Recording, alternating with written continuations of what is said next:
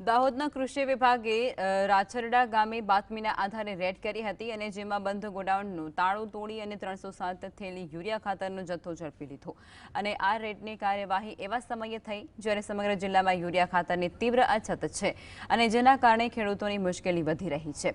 તપાસ દરમિયાન જાણવા મળ્યું છે કે ઝડપાયેલો યુરિયા ખાતરનો જથ્થો રાજસ્થાનથી ગેરકાયદેસર રીતે લાવાયો હતો।